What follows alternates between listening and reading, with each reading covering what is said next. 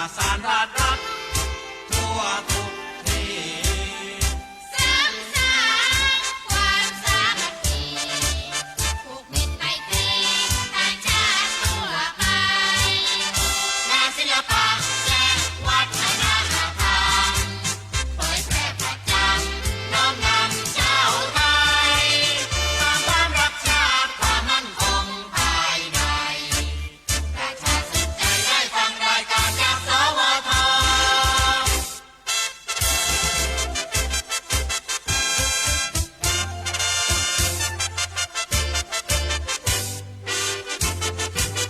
สถานีวิทยุกระจายเสียงแห่งประเทศไทยทำงานมั่นใจในด้านข่าวสารให้ความรู้ทั่วทุกด้านให้ความสำราญบันเทิงรื่นเริงใจเผยแพร่ผลงานรัฐบาลด้วยราชการทั้งไกลและไกล สร้างเสริมระบอบประชาธิปไตยให้ชาวไทยเข้าใจอันดีเทิดทูนชาติศาสนาพระมหากษัตริย์ประสานราชรัฐทั่วทุกที่สร้างสรรค์ความสามัคคีผูกมิตรไมตรีต่างชาติทั่วไปงานศิลปะและวัฒนธรรมเผยแพร่ประจำน้อมนำชาวไทยตามความรักชาติความมั่นคงภายในประชาสนใจได้ฟังรายการจากสวท อรุณสวัสดิ์ค่ะท่านผู้ฟังที่นี่สถานีวิทยุกระจายเสียงแห่งประเทศไทยจังหวัดลำปางสถานีเพื่อบริการข้อมูลข่าวสารหน่วยงานภาครัฐและท้องถิ่นที่เชื่อถือได้ถูกต้องรวดเร็วพร้อมพัฒนาคุณภาพชีวิตประชาชนชาวลำปางให้ดีขึ้นอย่างยั่งยืนทำการส่งกระจายเสียงในระบบ FM ความถี่ 97 เมกะเฮิรตซ์ จากอาคารห้องส่งเลขที่ 420 ถนนพหลโยธิน ตำบลหัวเวียง อำเภอเมือง จังหวัดลำปาง ตั้งแต่เวลา 5 นาฬิกาถึง 24 นาฬิกา เป็นประจำทุกวัน มีนายสุภชัยกัลปะสันติ เป็นผู้อำนวยการสถานี ช่างเทคนิคประกอบด้วย นายประสานทิมทอง นายแหลมเพชรนันตาแสง นายภูพิงพงศิริแสน และว่าที่ร้อยตรี อาทิตย์วรรณวารี สำหรับผู้ประกาศประกอบด้วย นางกาญจนาอินทา นายบรรหารสุยะ นางอัชราพรปวงจันทร์ และนางสาวชุติการเหล่าชัยค่ะ วิทยุแห่งประเทศไทยให้ความรู้คู่ความสุข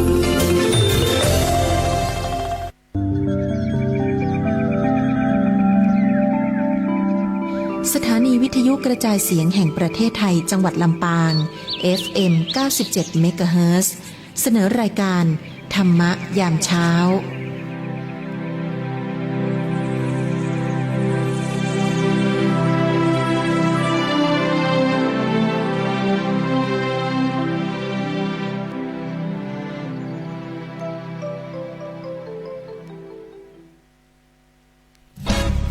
ปานาติปาตาเวรมณี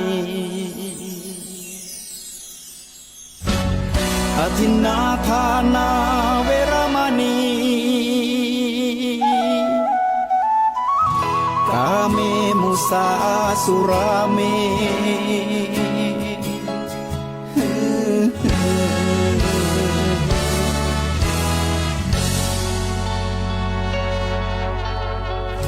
ศีลคือข้อห้ามธรรมคือข้อให้พุทธองค์ตรัสไว้ชี้ทางใจให้ภาคเพียรเบญจศีลเบญจธรรมท่องจำสมัยเราเป็นนักเรียนธรรมะไม่เคยแปรเปลี่ยนแต่เรายังจำได้ สถานีวิทยุกระจายเสียงแห่งประเทศไทยนำเสนอรายการธรรมะรับอรุณ โดยมูลนิธิปัญญาภาวนา กับพระมหาไพบูลย์อาภีปุณโญในทุกวันพฤหัสเป็นช่วงกลั่นประสูติที่เป็นกลางข้อมูลที่มีบทเปลี่ยนชนะและความหมายที่ลึกซึ้งงดงามน่าฟังตั้งแต่ต้นให้พ้นจนถึงที่สุดและจบลงอย่างสวยงามเป็นประสูติเรื่องราวที่มาในพระไตรปิฎกที่เมื่อฟังแล้วจะมีการตกผลึกของความคิดเกิดเป็นความคล่องปากจำได้ขึ้นใจแทงตลอดด้วยปัญญาอย่างดีเป็นสัมมาทิฏฐิได้ในวันนี้ก็นำเสนออุปากิเลสสูตรและวัตถุปมาสูตรเป็นเรื่องราวที่เกี่ยวกับอุปกิเลสในจิตใจในสมัยนั้นหลังจากที่ภิกษุชาวกรุงโกสัมพีแตกกันแล้วพระพุทธเจ้าก็เอื้อมระอาเลยจะหนีป๋าทิ้งจากพวกภิกษุกรุงโกสัมพีไปผู้เดียวเหมือนช้างหมาตังคะไปแล้วก็ไปเจอกับเหล่าภิกษุที่มีท่านพระอนุรุทธะเป็นผู้นำอยู่กันด้วยความสามัคคีอยู่กันด้วยความปรองดองมองกันด้วยสายตาแห่งคนที่มีความรักใคร่กันเป็นอยู่เหมือนนมผสมกับน้ำเข้ากันดีเพราะว่าเก็บจิตของตัวเองทำตามความคิดของคนอื่นแต่ว่ายังไม่บรรลุธรรมพระพุทธเจ้าก็จึงแสดงเรื่องอุปกิเลส11อย่างที่เป็นอุปสรรคของการภาวนาให้เหล่าภิกษุทั้ง3รูปที่อยู่ในป่าปาจีนวังสะเมื่อมีความเข้าใจกันแล้วมีจิตไม่เร่าร้อนมีความไม่ร้อนใจแก้ไขเรื่องอุปสรรคต่างๆทั้ง3เหล่านั้นก็เกิดการบรรลุธรรมขึ้นมาอุปกิเลส11อย่างในอุปกิเลสสูตรก็จะมีบางนัยยะที่เหมือนที่ต่างกันกับอุปกิเลส16อย่างจึงได้นำเรื่องราวที่2มาให้ฟังด้วยเป็นเรื่องของ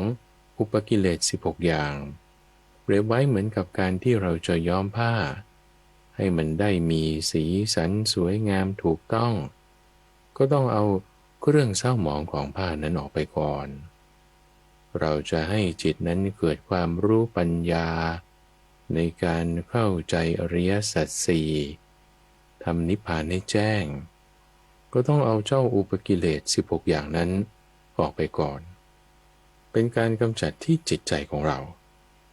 การจะชำระจิตให้บริสุทธิ์ไม่ได้จะใช้น้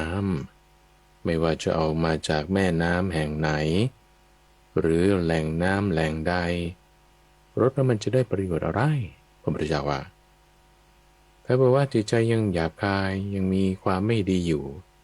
น้ำจากแม่น้ำเหล่านั้นไม่ได้จะทำให้บริสุทธิ์ได้เลยแต่ถ้าบอกว่าจิตใจเราชำระล้างสิ่งที่เป็นอุปกิเลส16อย่างนี้ออกไปอยู่เฉยๆเนี่ยนั่งอยู่ใต้โคนไม้เดินจงกรมอยู่ที่ราวป่าการกระทำนั้นทำจิตให้บริสุทธิ์ได้ให้สะอาดได้รับน้ำย้อมเข้าใจอริยสัจสี่รู้ธรรมเห็นธรรมทำนิพพานให้แจ้งได้ก็เชิญรับฟังในทั้ง2พระสูตรพระสูตรว่าด้วยอุปกิเลสอุปกิเลสสูตรมัชฌิมนิกายเล่มที่14ข้อที่236มีในสมัยหนึ่งพระผู้มีพระภาคประทับอยู่ที่โกสิตารามในเขตกรุงโกสัมพีสมัยนั้นแลภิกษุทั้งหลายในกรุงโกสัมพีเกิดความบาดหมางเกิดความทะเลาะวิวาทถึงกับใช้หอกคือปากทิ่มแทงกันอยู่เพราะนั้นภิกษุรูปหนึ่งจึงเข้าไปเฝ้าพระผู้มีพระภาคถึงที่ประทับถวายอภิวาทแล้วยืนอยู่ณที่สมควรได้กราบทูลขึ้นว่าข้าแต่พระองค์ผู้เจริญขอประทานวโรกาสก็ภิกษุในกรุงโกสัมพีเกิดความบาดหมางเกิดความทะเลาะวิวาทถึ ถึงกับใช้หอกคือปากทิ่มแทงกันอยู่ขอโอกาสพระผู้มีพระภาคโปรดอนุเคราะห์เสด็จไปหาภิกษุเหล่านั้นเถิดพระเจ้าข้าพระผู้มีพระภาคจึงได้ทรงรับอาราธนาโดยดุษณียภาพคือด้วยการนิ่งลำดับนั้นพระผู้มีพระภาคจึงเสด็จเข้าไปหาภิกษุเหล่านั้นถึงที่อยู่แล้วได้ตรัสกับภิกษุเหล่านั้นว่าอย่าเลยภิกษุทั้งหลายเธอทั้งหลายอย่าบาดหมางอย่าทะเลาะอย่าขัดแย้งอย่าวิวาทกันเลยเมื่อพระผู้มีพระภาคตรัสอย่างนี้แล้วภิกษุรูปหนึ่งจึงได้กราบทูลขึ้นว่าข้าแต่พระองค์ผู้เจริญขอพระผู้มีพระภาคผู้เป็นใหญ่ในธรรมะโปรดทรงรอก่อนขอพระผู้มีพระภาคทรงขวนขวายน้อย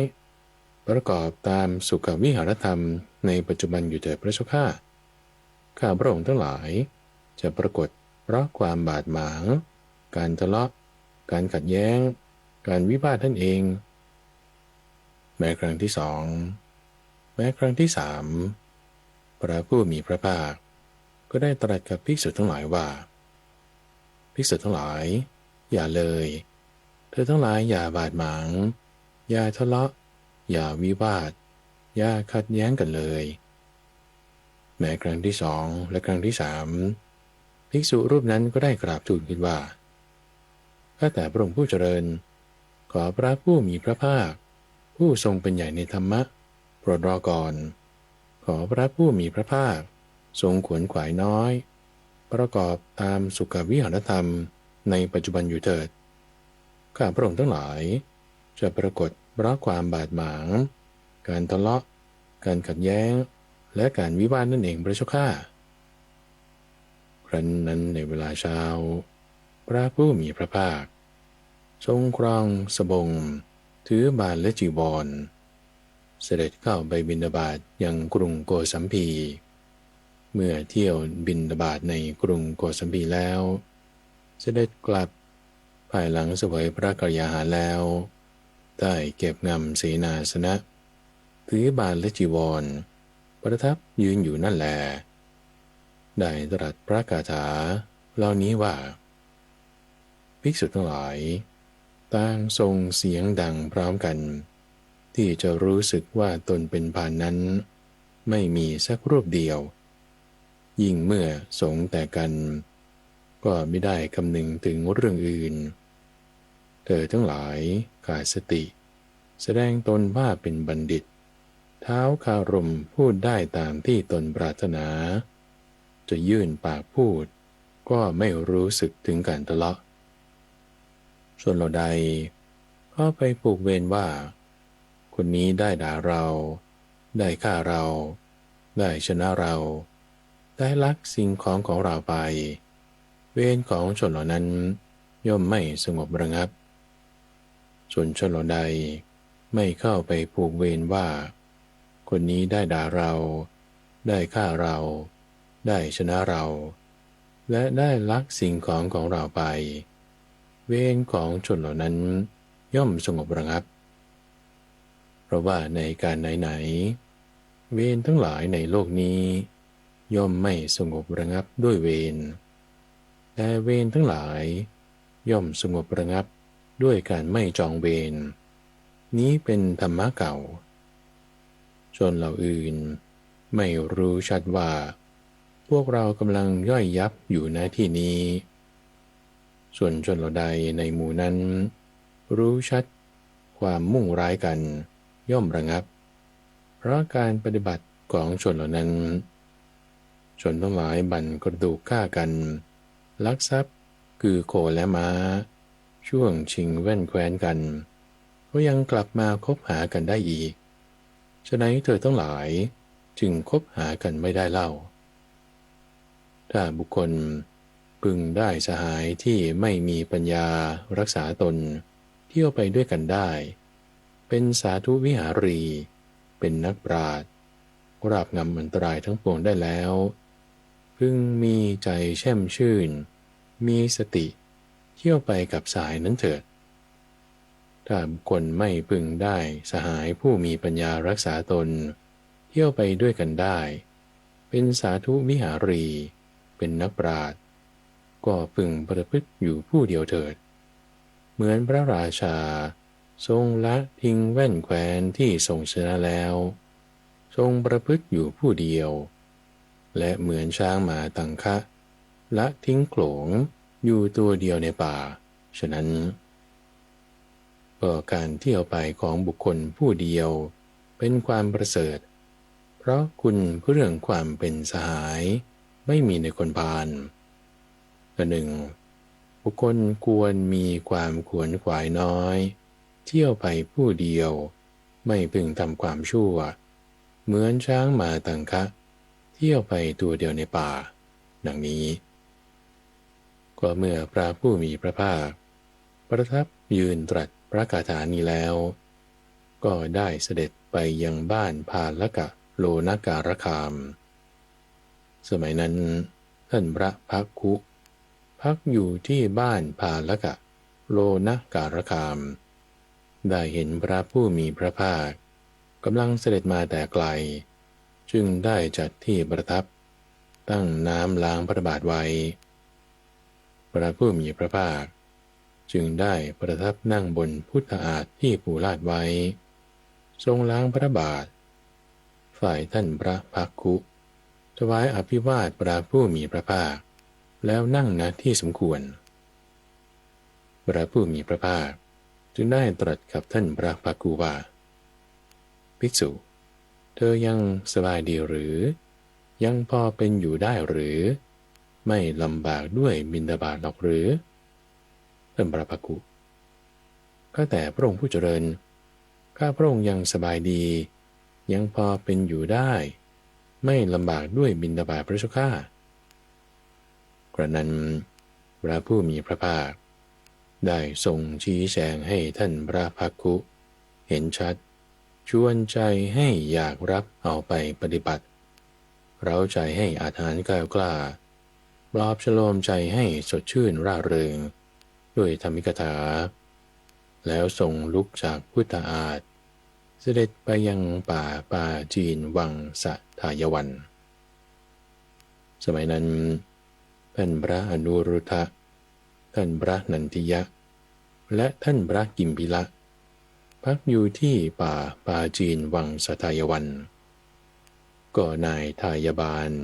คือผู้รักษาป่าได้เห็นพระผู้มีพระภาคเสด็จมาแต่ไกลจึงได้กล่าวขึ้นว่าข้าแต่ท่านสมณะท่านอย่าเข้าไปในป่านี้เลยในป่านี้มีกุลบุตร3ท่านซึ่งเป็นผู้มุ่งประโยชน์ตนอยู่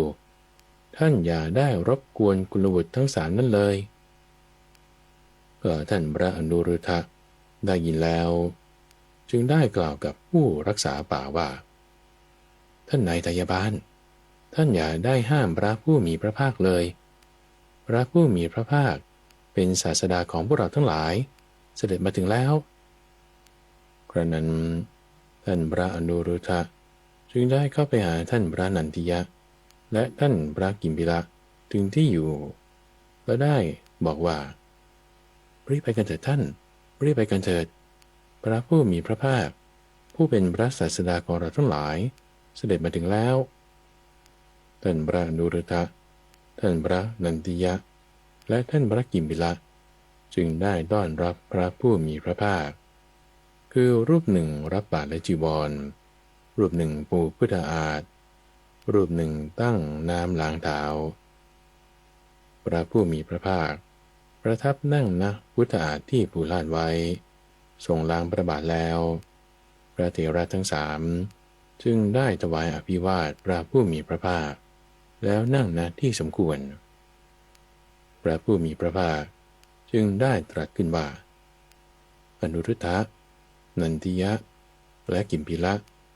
เธอทั้งหลายยังสบายดีอยู่หรือยังพอเป็นอยู่ได้หรือไม่ลำบากด้วยบิณฑบาตหรือข้าพระองค์ทั้งหลายยังสบายดียังพอเป็นอยู่ได้ไม่ลำบากด้วยบิณฑบาตพระเจ้าข้าก็เธอทั้งหลายยังสามัคคีกันชื่นชมกันไม่วิวาทกัน เป็นเหมือนน้ำนมกับน้ำมองกันด้วยในตาที่ยังเปี่ยมด้วยความรักอยู่หรือก็แต่พระองค์ผู้เจริญพวกข้าพระองค์ทั้งหลายยังสามัคคีกันชื่นชมกันไม่วิวาทกันเป็นเหมือนน้ำนมกับน้ำมองกันด้วยในตาที่เปี่ยมด้วยความรักอยู่พระเจ้าข้าก็เธอทั้งหลายเป็นผู้สามัคคีกันชื่นชมกันไม่วิวาทกันเป็นเหมือนน้ำนมกับน้ำมองกันด้วยในตาที่เปี่ยมด้วยความรักอยู่ได้อย่างไรก็แต่พระองค์ผู้เจริญก็ข้าพระองค์มีความคิดอย่างนี้ว่าเป็นลาภของเราแล้วหนอเราได้ดีแล้วหนอที่ได้อยู่กับเพื่อนผู้ประพฤติพรหมจรรย์เช่นนี้ข้าพระองค์ตั้งมั่นกายกรรมอันประกอบด้วยเมตตาตั้งมั่นวจีกรรมอันประกอบด้วยเมตตาและตั้งมั่นมโนกรรมอันประกอบด้วยเมตตาในท่านเหล่านี้ทั้งต่อหน้าและลับหลังก็ข้าพระองค์มีความคิดอย่างนี้ว่าทางที่ดีเราควรเก็บความคิดนึกของตนแล้วประพฤติตามอำนาจความคิดนึกของท่านเหล่านี้ข้าพระองค์ก็เก็บความคิดนึกของตนแล้วประพฤติตามอำนาจความคิดนึกของท่านเหล่านี้กายของข้าพระองค์ทั้งหลายต่างกันก็จริงแต่ความคิดดูเหมือนเป็นประหนึ่งเดียวกันพระเจ้าข้าก็แม้ท่านพระนันทิยะแม้ท่านพระกิมพิละก็ได้กราบทูลกับพระผู้มีพระภาคเหมือนกันดังนั้นว่าข้าแต่พระองค์ผู้เจริญก็ข้าพระองค์มีความคิดดังนี้ว่าเป็นลาภของเราหนอเราได้ดีแล้วหนอที่ได้อยู่กับเพื่อนพรหมจรรย์เช่นนี้ข้าพเจ้าตั้งมั่นกายกรรมอันประกอบด้วยเมตตาตั้งมั่นวจีกรรมและมโนกรรมอันประกอบด้วยเมตตาในท่านเหล่านี้ทั้งต่อหน้าและลับหลังข้าพระองค์มีความคิดดังนี้ว่าทางที่ดีเราควรเก็บความคิดนึกของตนแล้วประพฤติตามอำนาจความคิดนึกของท่านเหล่านั้นข้าพระองค์ก็เก็บความคิดนึกของตนแล้วประพฤติตามอำนาจความคิดของท่านเหล่านี้กายของข้าพระองค์ทั้งหลายต่างกันก็จริงแต่ความคิดนึกดูเหมือนเป็นอันหนึ่งอันเดียวกันข้าพระองค์ทั้งหลายยังสามัคคีกันชื่นชมกันไม่วิวาทกันมองกันด้วยในตาที่เปี่ยมด้วยความรักอยู่อย่างนี้แลพระเจ้าข้าพระผู้มีพระภาคจึงได้ตรัสว่าสาธุดีละดีละก็อนุรุทธะนันทิยะและกิมพิละหนึ่งพวกเธอทั้งหลายไม่ประมาทมีความเพียรอุทิศกายและใจอยู่อย่างนั้นหรือข้าแต่พระองค์ผู้เจริญข้าพระองค์ทั้งหลายไม่ประมาทมีความเพียรอุทิศกายและใจอยู่พระเจ้าข้าก็พวกเธอทั้งหลายไม่ประมาทมีความเพียรอุทิศกายและใจกันอยู่อย่างไรข้าแต่พระองค์ผู้เจริญก็ในบรรดาข้าพระองค์ทั้งหลายรูปใดกลับจากบิณฑบาตจากในหมู่บ้านก่อนรูปนั้นก็ย่อมปูอาสนะตั้งน้ำฉันน้ำใช้ไว้ตั้งถาดสำรับไว้รูปใดกลับจากบิณฑบาตในหมู่บ้านภายหลังถ้ามีบิณฑบาตที่เหลือจากการฉันหากประสงค์ก็ฉันหากไม่ประสงค์ก็เททิ้งบนพื้นที่ปราศจากของเขียวหรือเทลงในน้ำที่ไม่มีตัวสัตว์ภิกษุรูปนั้นก็เก็บงามอาสนะเก็บน้ำฉันน้ำใช้ล้างถาดสำรับเก็บไว้กวาดโรงอาหารรูปใดเห็นหม้อน้ำฉันหม้อน้ำใช้หรือหม้อน้ำชำระว่างเปล่ารูปนั้นก็นำไปตั้งไว้ถ้าเหลือวิสัยของท่านข้าพระองค์ทั้งหลายก็จะกวักมือเรียกรูปที่สองมาช่วยกันยกหม้อน้ำฉันหม้อน้ำใช้ไปตั้งไว้ข้าพระองค์ทั้งหลายไม่ปริปากบ่นเพราะเรื่องนั้นเป็นปัจจัยและข้าพระองค์ทั้งหลายนั่งสนทนาธรรมิกถาตลอดคืนยันรุ่งก็ข้าพระองค์ทั้งหลายไม่ประมาทมีความเพียรอุทิศกายและใจอยู่อย่างนี้พระเจ้าข้าพระผู้มีพระภาค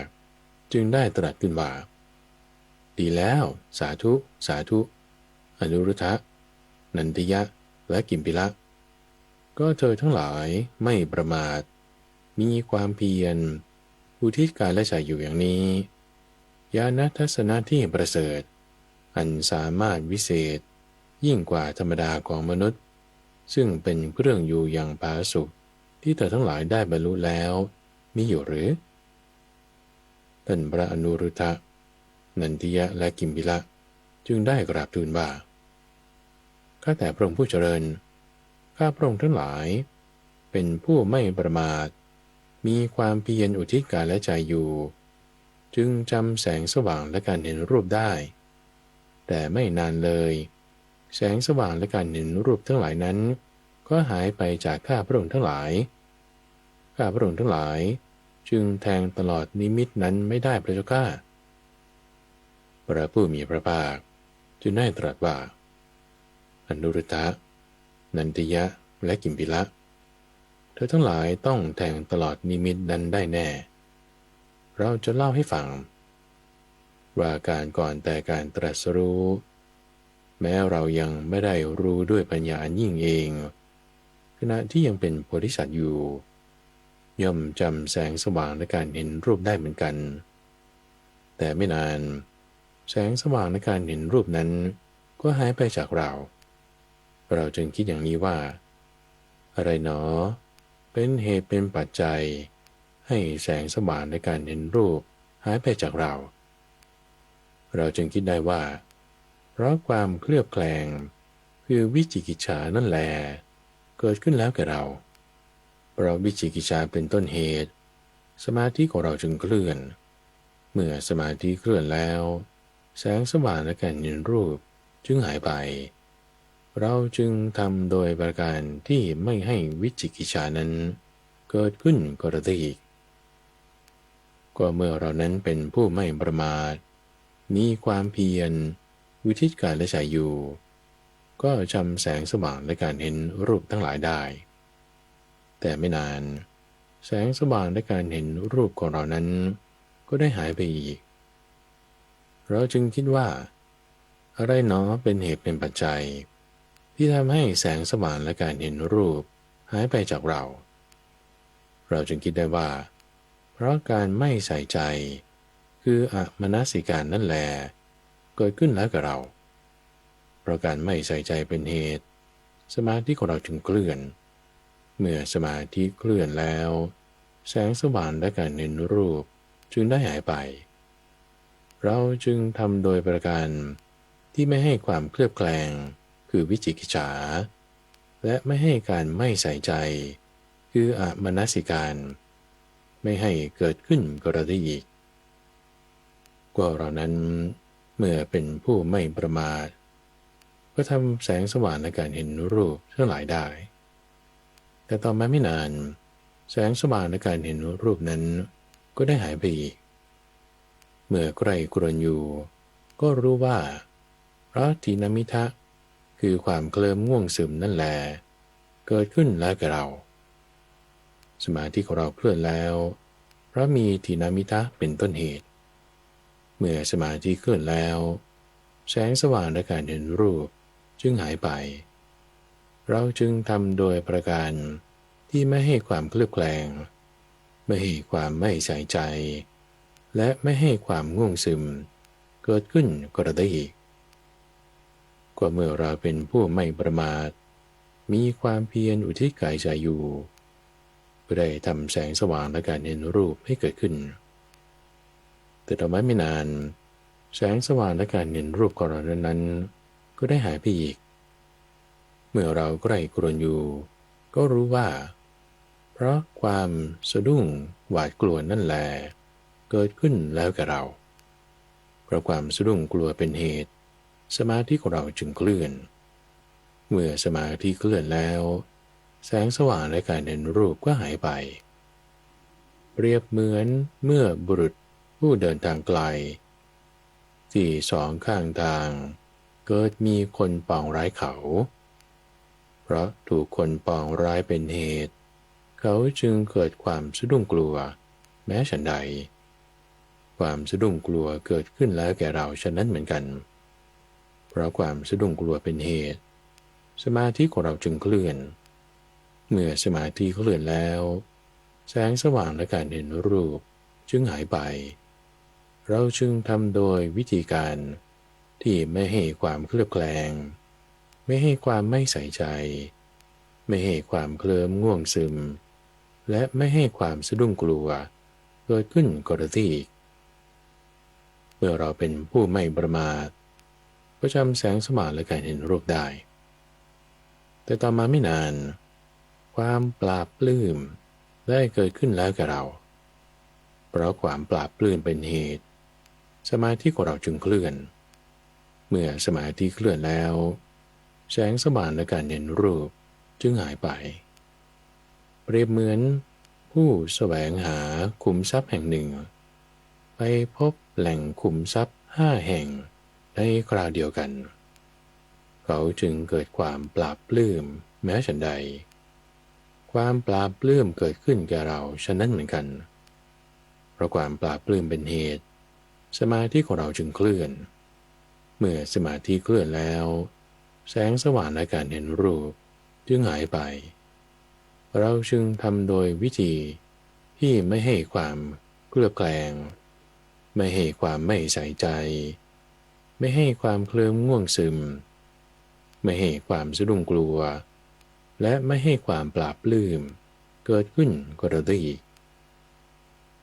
ก็เมื่อเราเป็นผู้ไม่ประมาทเป็นผู้อุทิศกายใจอยู่ก็จำแสงสว่างและการเห็นรูปทั้งหลายได้แต่ต่อมาไม่นานความชั่วหยาบได้เกิดขึ้นแก่เราเพราะความชั่วหยาบเป็นเหตุสมาธิของเราจึงเคลื่อนเมื่อสมาธิเคลื่อนแล้วแสงสว่างและการเห็นรูปจึงหายไปเราจึงทำโดยวิธีที่ไม่ให้ความเคลือบแคลงไม่ให้ความไม่ใส่ใจไม่ให้ความง่วงซึมไม่ให้ความสะดุ้งกลัวไม่ให้ความปราบปลื้มและไม่ให้ความชั่วหยาบเกิดขึ้นกระได้อีกก็เรานั้นเมื่อเป็นผู้ไม่ประมาทมีความเพียรอยู่ที่กายใจอยู่ได้เกิดความเพียรที่บำเพ็ญเกินไปเกิดขึ้นกับเราเพราะความเพียรที่บำเพ็ญเกินไปเป็นเหตุสมาธิของเราจึงเคลื่อนเมื่อสมาธิเคลื่อนแล้วแสงสว่างในการเห็นรูปก็หายไปเปรียบเหมือนเมื่อบุรุษเอามือทั้งสองจับนกคุ้มไว้อย่างแน่นนกคุ้มนั้นต้องถึงความตายในมือของบุรุษนั่นเองเพราะนี้แม้ฉันใดความเพียรที่บำเพ็ญเกินไปได้เกิดขึ้นกับเราฉะนั้นเหมือนกันเพราะความเพียรที่บำเพ็ญเกินไปเป็นเหตุสมาธิของเราจึงเคลื่อนเมื่อสมาธิเคลื่อนแล้วแสงสว่างและการเห็นรูปจึงหายไปเราจึงทำโดยวิธีที่ไม่ให้ความเคลือบแคลงไม่ให้ความไม่ใส่ใจไม่ให้ความเคลิ้มง่วงซึมไม่ให้ความสะดุ้งกลัวไม่ให้ความปราบปลื้มไม่ให้ความชั่วหยาบไม่ให้ความเพียรที่บำเพ็ญเกินไปเกิดขึ้นกระได้อีกก็เมื่อเราเป็นผู้ไม่ประมาทมีความเพียรอุทิศกายใจอยู่ความเพียรที่ย่อหย่อนเกินไปได้เกิดขึ้นแล้วแก่เราเพราะความเพียรที่ย่อหย่อนเกินไปเป็นเหตุสมาธิของเราจึงเคลื่อนเมื่อสมาธิเคลื่อนแล้วแสงสว่างในการเห็นรูปจึงหายไปเปรียบเหมือนเมื่อบุรุษเอามือทั้งสองจับนกคุ้มหลวมมือเกินไปนกคุ้มนั้นย่อมบินไปจากมือเขาได้แม้ฉันใดความเพียรที่ย่อหย่อนเกินไปได้เกิดขึ้นแล้วแก่เราฉะนั้นเหมือนกันเพราะความเพียรที่ย่อหย่อนเกินไปเป็นเหตุสมาธิของเราจึงเคลื่อนเมื่อสมาธิเคลื่อนแล้วแสงสว่างในการเห็นรูปจึงหายไปเราจึงทำโดยประการที่ไม่ให้ความเคลือบแคลงไม่ให้ความไม่ใส่ใจไม่ให้ความง่วงซึมไม่ให้ความสะดุ้งกลัวไม่ให้ความปราบปลื้มไม่ให้ความชั่วหยาบ ไม่ให้ความเพียรที่บำเพ็ญเกินไปและไม่ให้ความเพียรที่ย่อหย่อนเกินไปเกิดขึ้นกระได้อีกก็เมื่อเรานั้นเป็นผู้ไม่ประมาทมีความเพียรอุทิศกายและใจอยู่ตัณหาที่คอยกระซิบได้เกิดขึ้นแล้วแก่เรา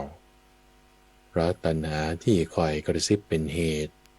สมาธิของเราจึงเคลื่อนเมื่อสมาธิเคลื่อนแล้วแสงสว่างและการเห็นรูปจึงหายไป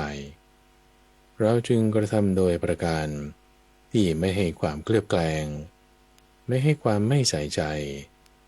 ไม่ให้ความเคลิ้มง่วงซึมไม่ให้ความสะดุ้งกลัว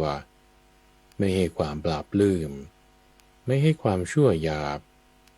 ไม่ให้ความเพียรที่บำเพ็ญเกินไปไม่ให้ความเพียรที่ย่อหย่อนเกินไปและไม่ให้ตัณหาที่คอยกระซิบเกิดขึ้นกระได้เมื่อเราเป็นผู้ไม่ประมาทมีความเพียรอุทิศกายใจอยู่นานัตตาสัญญาคือการทำในใจไปตามความคิดต่างๆได้เกิดขึ้นกับเราเพราะนานัตตาสัญญาเป็นเหตุสมาธิของเราจึงเคลื่อนเมื่อสมาธิเคลื่อนแล้วแสงสว่างและการเห็นรูปจึงหายไปเราจึงกระทำโดยประการที่ไม่ให้ความเคลือบแคลงไม่ให้การไม่ใส่ใจไม่ให้ความง่วงซึมไม่ให้ความสะดุ้งกลัวไม่ให้ความปราบปลื้มไม่ให้ความชั่วหยาบไม่ให้ความเพียรที่บำเพ็ญเกินไปไม่ให้ความเพียรที่หย่อนเกินไปไม่ให้ตัณหาที่คอยกระซิบและไม่ให้นานัตตสัญญาเกิดขึ้นกระได้อีกกรณนั้นเมื่อเป็นผู้ไม่ประมาทมีความเพียรอุทิศกายและใจอยู่จึงจำแสงสว่างและการเห็นรูปได้แต่ต่อมาไม่นานแสงสว่างและการเห็นรูปของเรานั้นก็ได้หายไปเราจึงคิดว่าอะไรหนอเป็นเหตุเป็นปัจจัยที่ทำให้แสงสว่างและการเห็นรูปของเราหายไปเมื่อใครกรวนอยู่ก็ได้รู้ว่าลักษณะที่เพ่งรูปมากเกินไปได้เกิดขึ้นแล้วแก่เราเพราะลักษณะที่เพ่งรูปมากเกินไปเป็นเหตุสมาธิของเราจึงเคลื่อนเมื่อสมาธิเคลื่อนแล้วแสงสว่างและการเห็นรูปจึงหายไปเราจึงทำโดยวิธีที่ไม่ให้ความเคลือบแคลงไม่ให้ความไม่ใส่ใจไม่ให้ความเคลิ้มง่วงซึมไม่ให้ความสะดุ้งกลัวไม่ให้ความปราบปลื้มไม่ให้ความชั่วหยาบไม่ให้ความเพียรที่บำเพ็ญเกินไปไม่ให้ความเพียรที่หย่อนเกินไปไม่ให้ตัณหาที่คอยกระซิบไม่ให้นานัตตสัญญาและไม่ให้ลักษณะที่เพ่งรูปมากเกินไปเกิดขึ้นกระได้อีกก็เรานั้นรู้ชัดดังนี้ว่าวิจิกิจฉาเป็นอุปกิเลสคือทำเครื่องเศร้าหมองแห่งจิตแล้วจึงละวิจิกิจฉาอันเป็นเครื่องเศร้าหมองแห่งจิตได้เรารู้ชัดว่าความไม่ใส่ใจความเคลิ้มง่วงซึมความสะดุ้งกลัวความปราบปลื้มใจความชั่วหยาบความเพียรที่บำเพ็ญเกินไปความเพียรที่หย่อนเกินไปตัณหาที่คอยกระซิบนานัตตสัญญาคือการทำในใจไปในสิ่งต่างๆและลักษณะที่เพ่งรูปมากเกินไปเป็นอุปกิเลสคือเครื่องเศร้าหมองแห่งจิตแล้วจึงละทำเหล่านั้นได้อนุรุทธะนันติยะและกิมบิละเรานั้นเป็นผู้ไม่ประมาทมีความเพียรอุทิศกายและใจอยู่จึงจำแสงสว่างได้แต่ไม่เห็นรูปเพราะเราเห็นรูปแต่จำแสงสว่างไม่ได้ตลอดกลางคืนบ้างตลอดกลางวันบ้างตลอดกลางคืนและกลางวันบ้างเรานั้นจึงคิดว่า อะไรหนอเป็นเหตุเป็นปัจจัยให้เราจำแสงสว่างได้แต่ไม่เห็นรูปหรือเห็นรูปแต่จำแสงสว่างไม่ได้ตลอดกลางคืนบ้างกลางวันบ้างตลอดกลางคืนหรือกลางวันบ้างเมื่อใครครวญอยู่ก็รู้ว่าสมัยใดเราไม่ใส่ใจนิมิตคือรูปใส่ใจแต่นิมิตคือแสงสว่างสมัยนั้นเราย่อมจำแสงสว่างได้แต่ไม่เห็นรูปสมัยใดเราไม่ใส่ใจนิมิตคือแสงสว่างใส่ใจแต่นิมิตคือรูปสมัยนั้นเราย่อมเห็นรูปแต่จำแสงสว่างไม่ได้ตลอดกลางคืนบ้างตลอดกลางวันบ้างตลอดทั้งกลางคืนและกลางวันบ้างเพราะนั้นเมื่อเป็นผู้ไม่ประมาทอุทิศกายและใจอยู่จึงจำแสงสว่างได้เพียงนิดหน่อยเท่านั้นและเห็นรูปได้เพียงนิดหน่อยจำแสงสว่างอันหาประมาณมิได้และเห็นรูปอันหาประมาณมิได้ตลอดกลางคืนบ้างกลางวันบ้างตลอดทั้งกลางคืนและกลางวันบ้างจะมีความคิดขึ้นว่าอะไรหนอเป็นเหตุเป็นปัจจัยให้เราจำแสงสว่างได้เพียงนิดหน่อยเท่านั้นและเห็นรูปได้เพียงนิดหน่อยจำแสงสว่างอันหาประมาณมิได้และเห็นรูปอันหาประมาณมิได้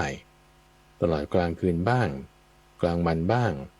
ตลอดกลางคืนและกลางวันบ้างเพราะนั้นจึงได้รู้ว่าในสมัยใดเรามีสมาธินิดหน่อย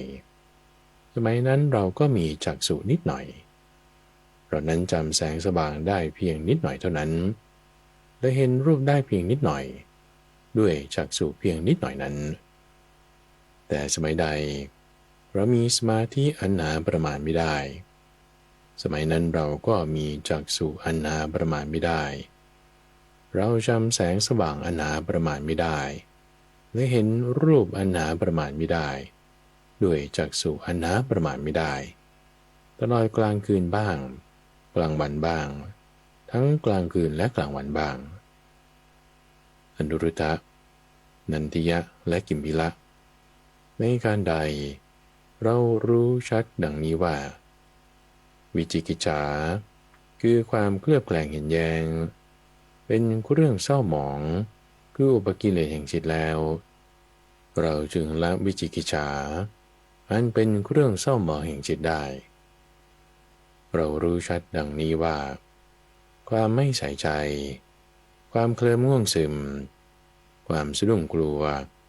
ความปราบปลื้มใจความชั่วหยาบความเพียรที่บำเพ็ญเกินไปความเพียรที่หย่อนเกินไปตัณหาที่คอยกระซิบ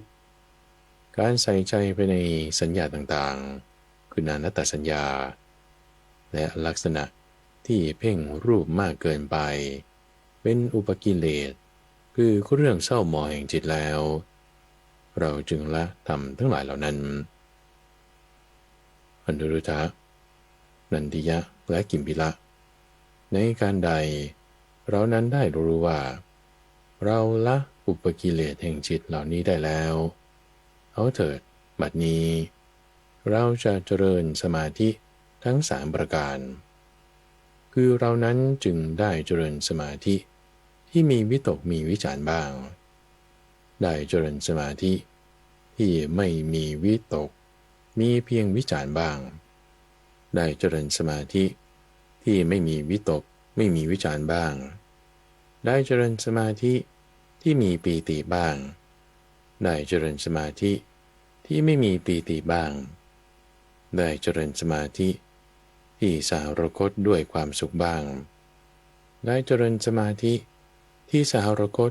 ด้วยอุเบกขาบ้างอนุรุตธะนันทิยะและกิมพิละในการใดเราเจริญสมาธิที่มีวิตกวิจารเจริญสมาธิที่ไม่มีวิตกมีเพียงวิจารเจริญสมาธิที่ไม่มีวิตกไม่มีวิจารเจริญสมาธิที่มีปีติเจริญสมาธิที่ไม่มีปีติเจ เจริญสมาธิที่สารคตด้วยสุขเจริญสมาธิที่สารคตด้วยอุเบกขาในการนั้นญาณทัศนะได้เกิดขึ้นกับเราว่าวิมุตติของเราไม่กลับกำเริบชาตินี้เป็นชาติสุดท้ายบัดนี้พบใหม่มิได้มีอีกเมื่อพระผู้มีพระภาคตรัสภาสิทธินี้แล้วท่านพระอนุรุทธะ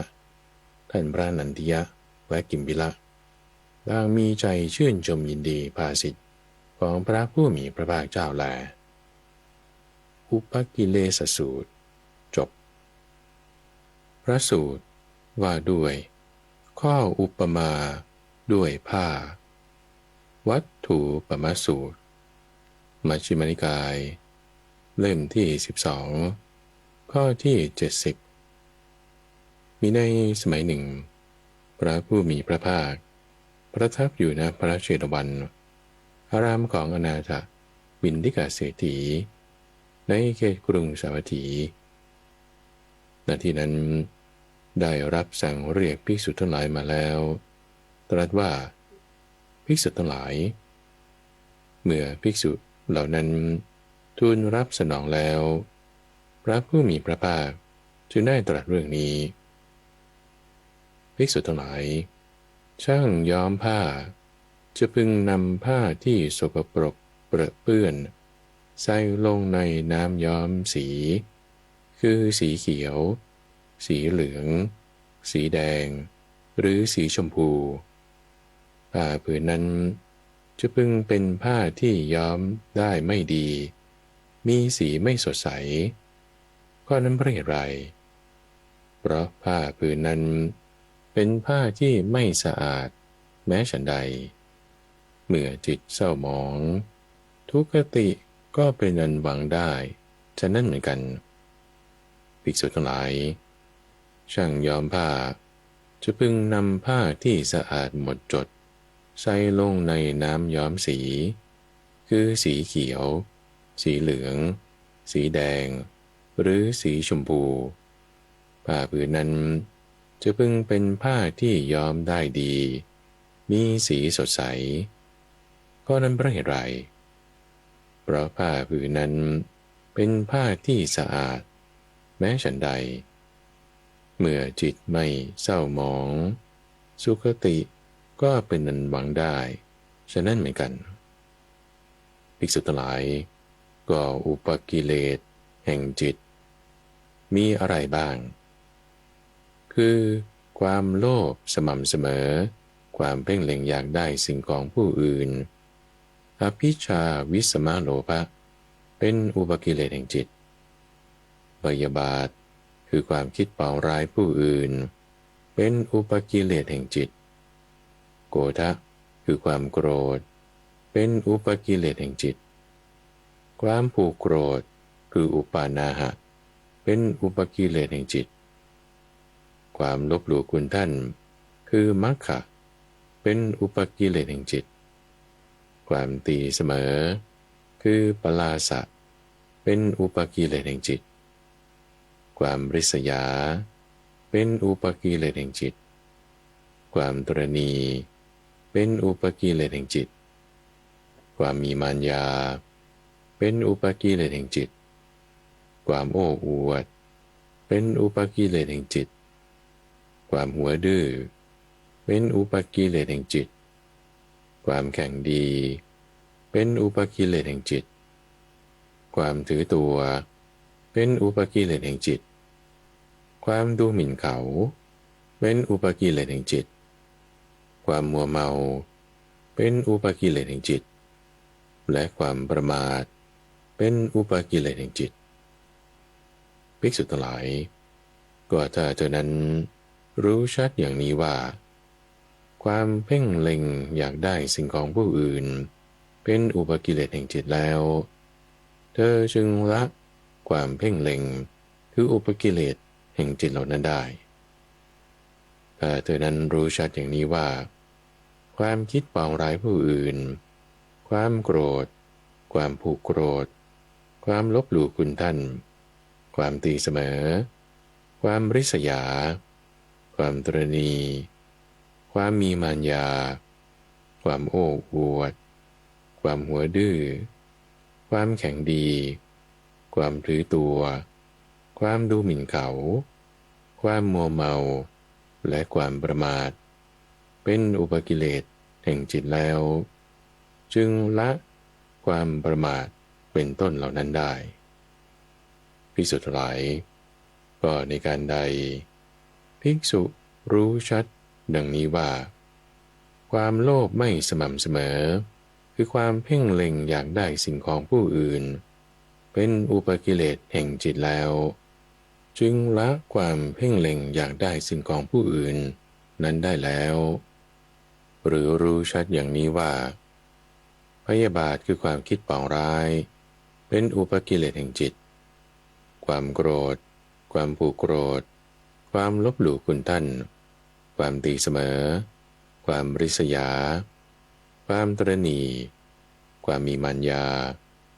ความโอ้อวดความหัวดื้อความแข็งดีความถือตัวความดูหมิ่นเขาความมัวเมา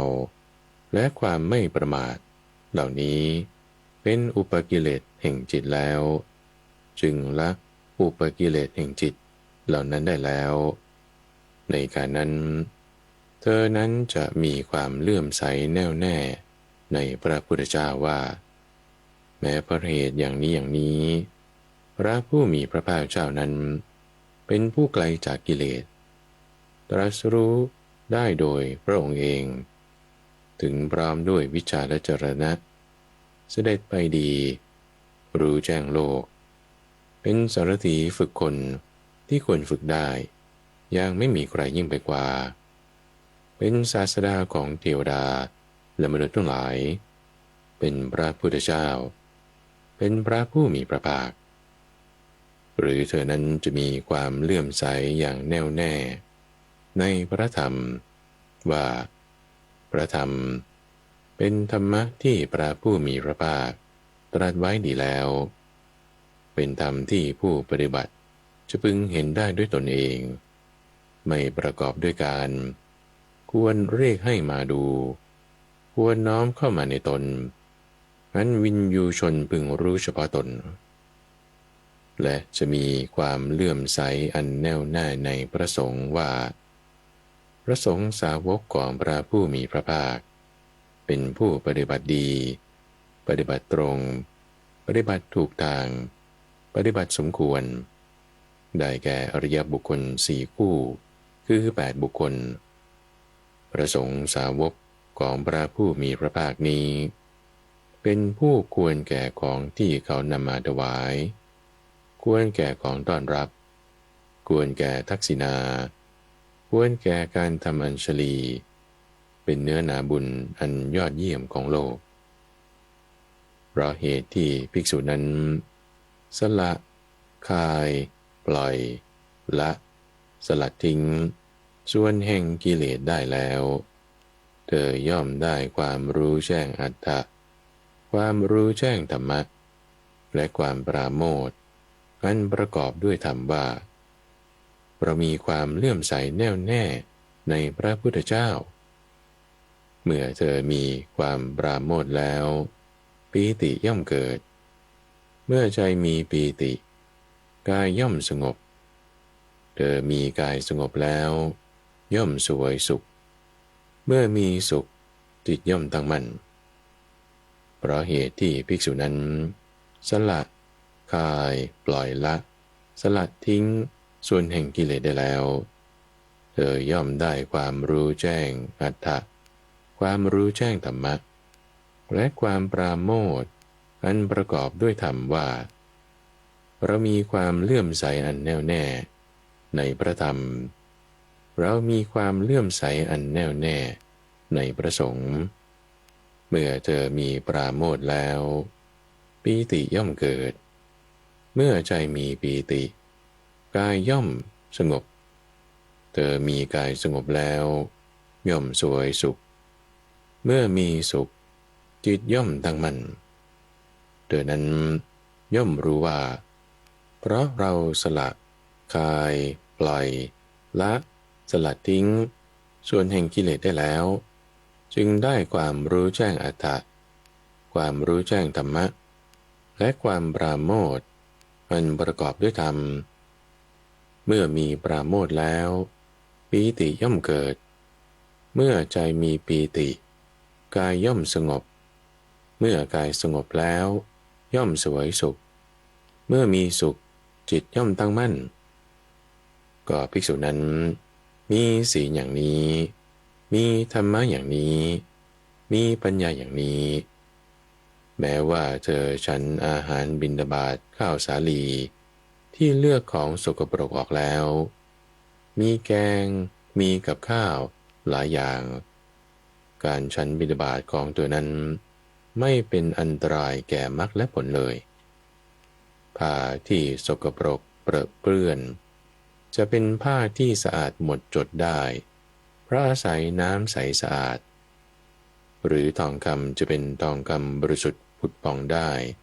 เพราะอาศัยเบ้าหลอมแม้ฉันใดภิกษุก็ฉะนั้นเหมือนกันมีศีลอย่างนี้มีธรรมอย่างนี้มีปัญญาอย่างนี้แม้ว่าเธอฉันอาหารบิณฑบาตข้าวสาลีที่เลือกของสกปรกออกแล้วมีแกงมีกับข้าวหลายอย่างการฉันบิณฑบาตของภิกษุนั้น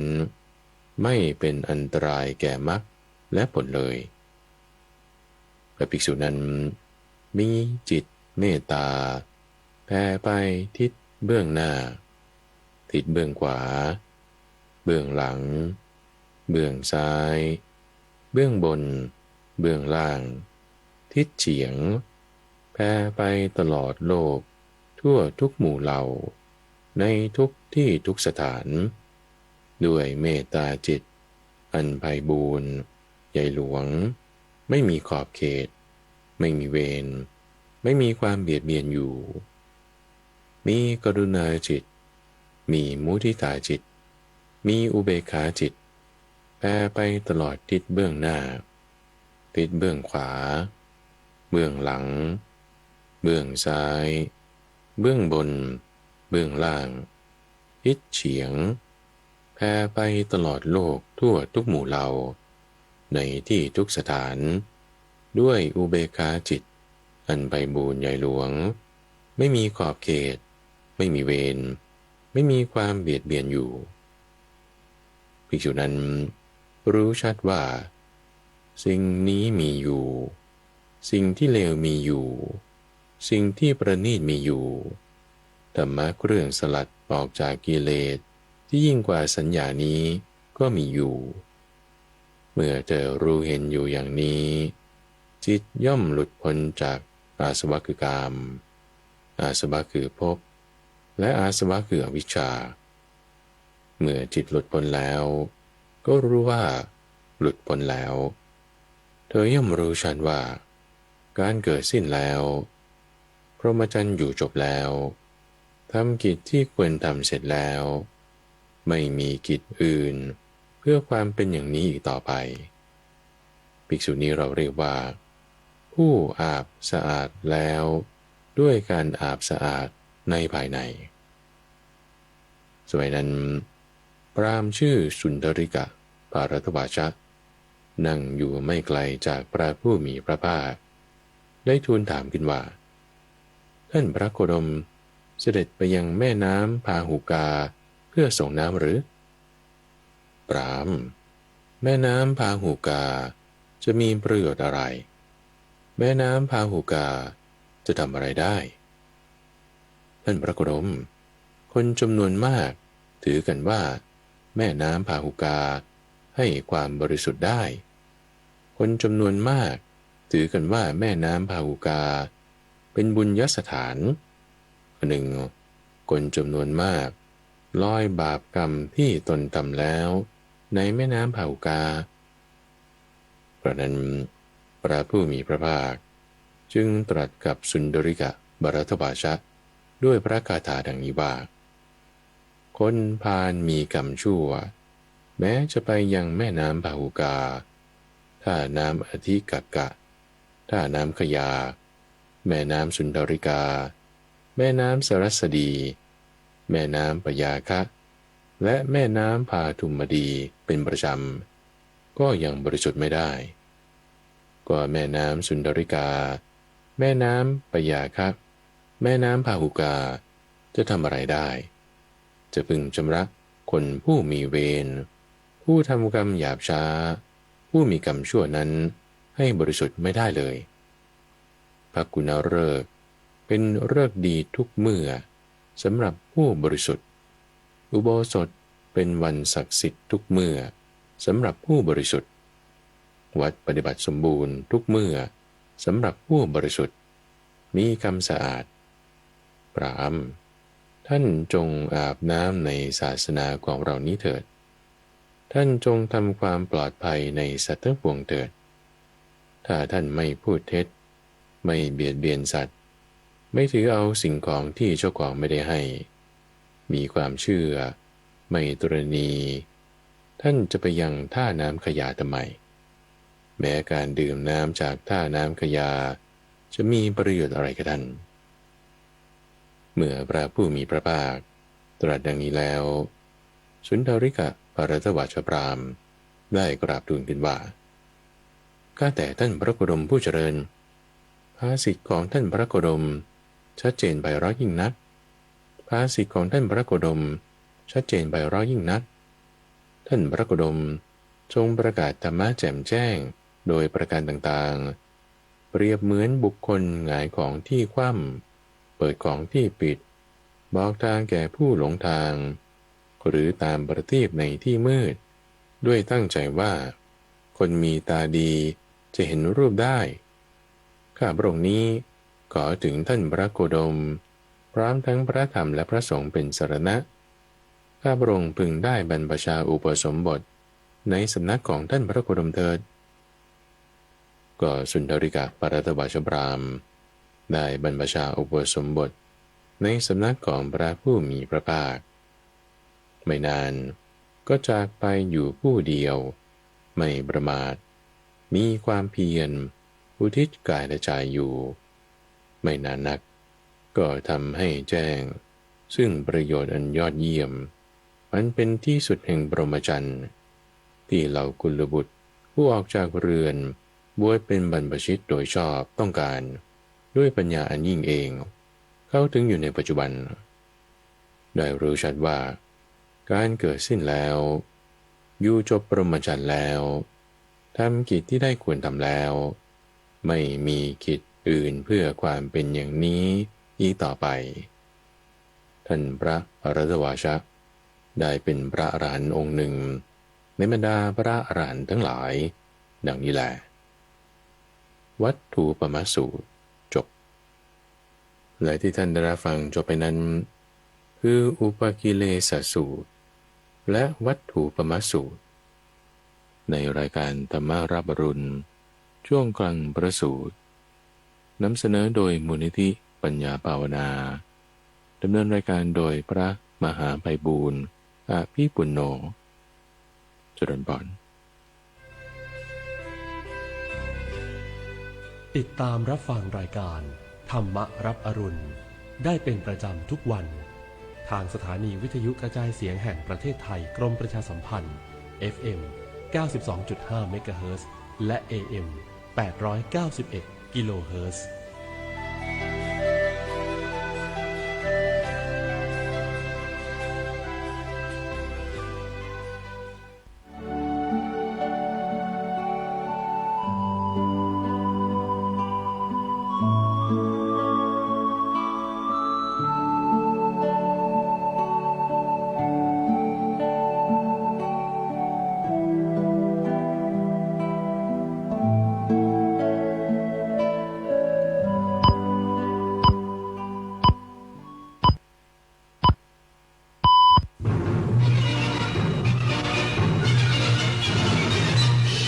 สถานีวิทยุกระจายเสียงแห่งประเทศไทยและเครือข่ายทั่วประเทศเสนอข่าวต้นชั่วโมงรู้เร็วรู้จริงเกาะติดทุกสถานการณ์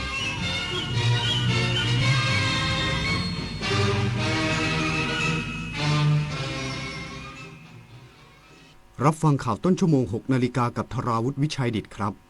โครงการไทยช่วยไทย plus ประสบความสำเร็จในเดือนแรกของการดำเนินงานสร้างเม็ดเงินหมุนเวียนในระบบเศรษฐกิจกว่า 40,000 ล้านบาทอีกสักครู่กลับมาติดตามรายละเอียดครับ จะใช้รถ EV เช้านี้แต่ลืมชาร์จไว้ โอ้ยระหว่างทางจะมีจุดชาร์จไหมเนี่ย Do it now โหลดแอป PA Vota สิแม่ หาตู้ชาร์จให้ทันใจ มีครอบคลุมทั่วไทย เชื่อมชาร์จกับตู้ผ่านแอปได้อย่างง่ายดายทำให้มั่นใจในทุกเส้นทาง ตอบโจทย์คนใช้รถ EV แบบแม่ได้ครบวงจรเลยนะ ชาร์จมั่นใจทั่วไทยเชื่อมง่ายผ่านแอปแถมยังรักโลก Do it now Green Power by PEA กราบก้มบังคมบาทปิยราชธิดาพระเสด็จสู่ฟ้าปวงประชาร่ำให้ครวญนาพระกรณียกิจในดวงจิตทวินหวนทุกเร้าเศร้าในสวงพระคือดวงใจไทย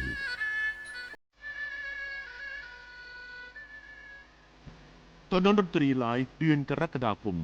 หาหัวใจให้เจอก็เป็นสุขกับคาราบาวและอาจารย์ธนิตศรีกลิ่นดีจอมยุทธคุยในตำนานวันจันทร์ที่ 13 กรกฎาคม 2569 เวลา 17 นาฬิกาเป็นต้นไปณห้องออดิทอเรียมอาคารศูนย์ปฏิบัติการสื่อใหม่กรมประชาสัมพันธ์ถนนวิภาวดีรังสิตดินแดงกรุงเทพติดต่อเข้าชมโดยไม่เสียค่าใช้จ่ายได้ที่ Facebook ถนนดนตรีเรายังเป็นนักเดินทางท้องฟ้าหม่นสายฝนพรำดังน้ำเนตรทุกทเวทอาลัยหวนให้หาพระมิ่งขวัญดวงใจไทยประชาทะเสด็จสู่ฟ้าสวรรคาลัยน้อมรำลึกในพระกรุณาธิคุณข้าพระพุทธเจ้าคณะผู้บริหารข้าราชการและเจ้าหน้าที่สถานีวิทยุกระจายเสียงแห่งประเทศไทยกรมประชาสัมพันธ์โครงการไทยช่วยไทย plus ประสบความสำเร็จในเดือนแรกของการดำเนินงานสร้างเม็ดเงินหมุนเวียนในระบบเศรษฐกิจกว่า 40,000 ล้านบาทมีประชาชนใช้สิทธิ์แล้วกว่า 25 ล้านคนนายสรัชดาธนาดิเรกโฆษกประจำสำนักนายกรัฐมนตรีเปิดเผยถึงความคืบหน้าโครงการไทยช่วยไทย plus 60-40 ว่าได้รับการตอบรับจากประชาชนอย่างดียิ่งโดยนับตั้งแต่เริ่มต้นโครงการเมื่อวันที่ 1 มิถุนายนที่ผ่านมาจนถึงสิ้นสุดเดือนแรกมียอดรวมใช้จ่ายสะสมพุ่งสูงถึง 43,218 ล้านบาทโดยมีผู้ใช้สิทธิ์สำเร็จแล้ว 25 ล้าน 6 แสนรายซึ่งสะท้อนถึงความเชื่อมั่นของประชาชนต่อมาตรการกระตุ้นเศรษฐกิจของภาครัฐและชี้ให้เห็นถึงประสิทธิภาพในการกระตุ้นกำลังซื้อพร้อมกระจายเม็ดเงินหมุนเวียนสู่ระบบเศรษฐกิจฐานรากอย่างเป็นรูปธรรมโดยปัจจุบันมีร้านค้าลงทะเบียนเข้าร่วมโครงการแล้วกว่า 1,70,000 ร้านค้าและมีการใช้จ่ายจริงในร้านค้าต่างๆแล้วกว่า 1,30,000 ร้านค้าส่งผลให้ผู้ประกอบการมีรายได้และสภาพคล่องทางการเงินที่ดีขึ้นศักดิ์สิทธิ์ประดับศิลป์รายงานกรมพัฒนาฝีมือแรงงานเร่งพัฒนาทักษะ EV ทั่วประเทศปั้นแรงงานคุณภาพรองรับยานยนต์ไฟฟ้าแห่งอนาคตนายสมาร์ท ปฐมสุคนอธิบดีกรมพัฒนาฝีมือแรงงานเปิดเผยว่ากรมพัฒนาฝีมือแรงงานเดินหน้าพัฒนาทักษะแรงงานรองรับการเติบโตของอุตสาหกรรมยานยนต์ไฟฟ้าหรือ EV ตามนโยบายรัฐบาลและกระทรวงแรงงานที่มุ่งเตรียมกำลังคนให้พร้อมต่อการเปลี่ยนผ่านสู่เศรษฐกิจสีเขียวและอุตสาหกรรมแห่งอนาคตโดยเปิดฝึกอบรมด้านยานยนต์ไฟฟ้าและจักรยานยนต์ไฟฟ้าในหลายพื้นที่ทั่วประเทศครอบคลุมทั้งการซ่อมบำรุงการดัดแปลงการประกอบและซ่อมบำรุงแบตเตอรี่รวมถึงการปฏิบัติการซ่อมบำรุงรถยนต์ไฟฟ้าเพื่อยกระดับทักษะแรงงานไทยให้สอดคล้องกับความต้องการของตลาดแรงงานยุคใหม่ซึ่งการพัฒนาทักษะด้าน EV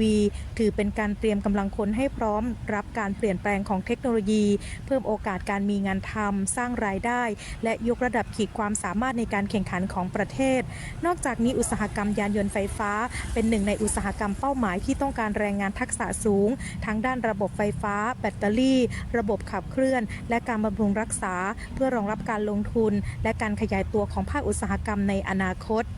นิตยาคุณสิมรายงาน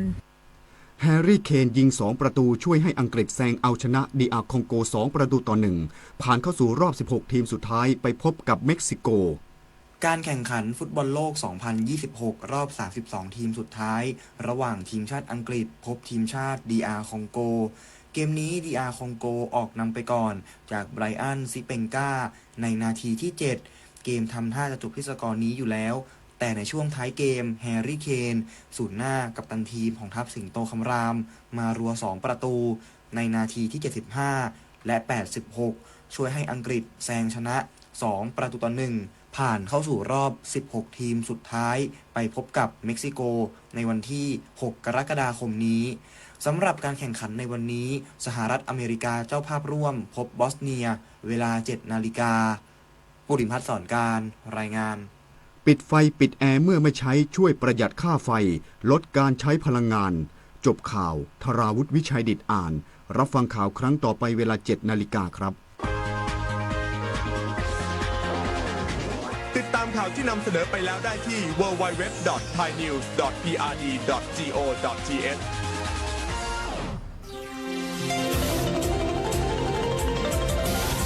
วิทยุแห่งประเทศไทยให้ความรู้คู่ความสุขคุณกำลังฟังสถานีวิทยุกระจายเสียงแห่งประเทศไทยจังหวัดลำปาง FM 97 MHzถ้าชีวิตของคุณคือหนังหนึ่งเรื่องคปภ.เฮาบ่ใจผู้กำกับแต่เฮาคือผู้สนับสนุนตียาให้ตัวเอกอย่างคุณได้ปะกับฉากจบอย่างแฮปปี้เอนดิ้งดังนั้นกู้เหตุประกันภัยสิทธิ์ของคุณต้องได้รับความคุ้มครองหากเกิดข้อพิพาทบันทึกเหตุการณ์เก็บหลักฐานติดต่อบริษัทประกันภัยและเพื่อความมั่นใจคปภ.พร้อมให้คำปรึกษาเพิ่มเติมทุกกรณีเพื่อกู้สิทธิ์ของคุณได้รับความเป็นธรรมอย่างแท้จริงสายด่วนคปภ. 1186 Line Official @OIC Connect คปภ.คุ้มครองผู้ทำประกันภัยคุ้มครองคุณถ้าเราอยากจะออกจากชีวิตเดิมๆแล้วเราจะไปเที่ยวที่เดิมๆทำไมกันถ้าคุณฝันถึงธรรมชาติที่ยังไม่บอบช้ำและศิลปะวัฒนธรรมที่ไม่หมุนไปตามกาลเวลาค้นหาประสบการณ์ใหม่ๆในผืนแผ่นดินที่อบอุ่นและงดงามลำปางปลายทางฝันสวรรค์ของนักเดินทาง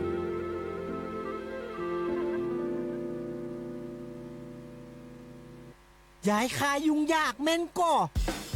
บ่ต้องห่วง AAS 3BB Fiber 3 ย้ายค่ายง่ายติดตั้งโวยโปรแหงสุดคุ้มพร้อมเน็ตโวยทันใจสมัครวันนี้ใจเน็ตแหงทันทีราคาพิเศษเหมาะขนาดเฉพาะคุณเลยสมัครง่ายฟรีค่าติดตั้งดูแลหึงตึงหมดจบที่เดียวสมัครได้แล้วที่นี่ AAS 3BB Fiber 3 ย้ายง่ายเน็ตแหงสุดคุ้มแต่เนอ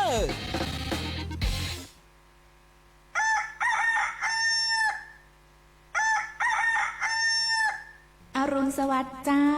อรุณสวัสดิ์ครับ ฟังข่าวบ้านเฮาเคล้าเสียงเพลงม่วนๆกับทีมงานสวทลำปาง FM 97 MHz อรุณสวัสดิ์ลำปางเนอะครั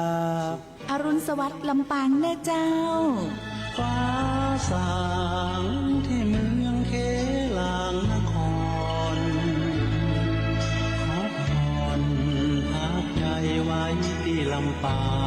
งเพราะข้ายังบ่เสื่อมสิ้นมนต์หักจางรถมาลำปางคงผู้เวียงวิไล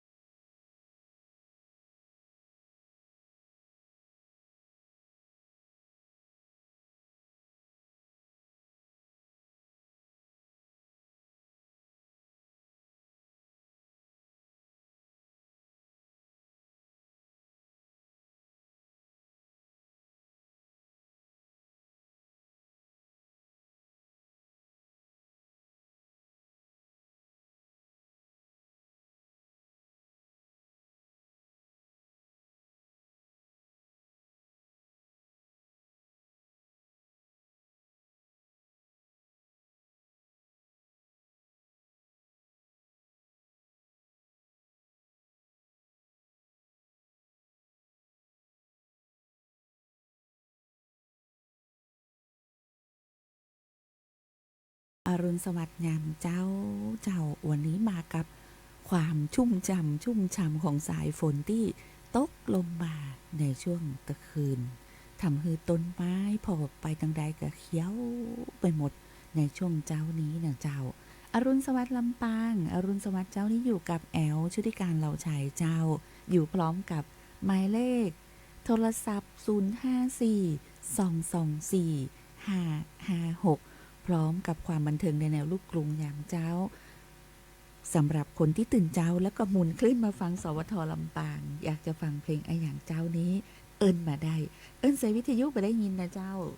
อย่างที่บอก054-224-556เจ้าส่งเพลงแรกให้กับคุณผู้ฟังได้รับฟังกันขอให้เหมือนเดิมนะและกับบทเพลงต่อไปขออนุญาตส่งบทเพลงนี้ภูเก็ตเมืองงามกับอะไรลำปางเนอะคุณผู้ฟังเจ้า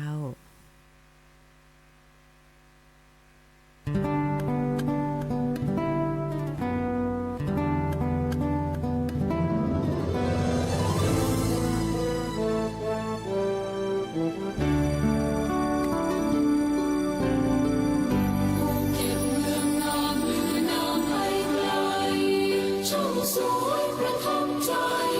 เมื่อเที่ยวเราไว้และหาดสุรินทร์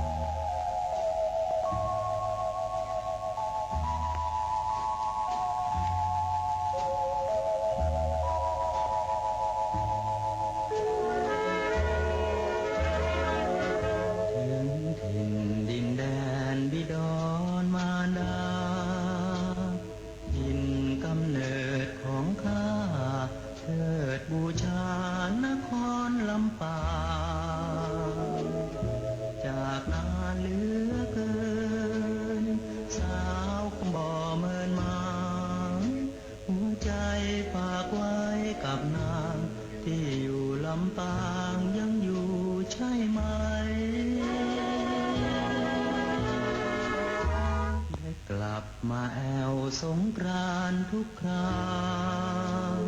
ได้พบและเห็นหน้ายอดชีวาก็แสนดีใจ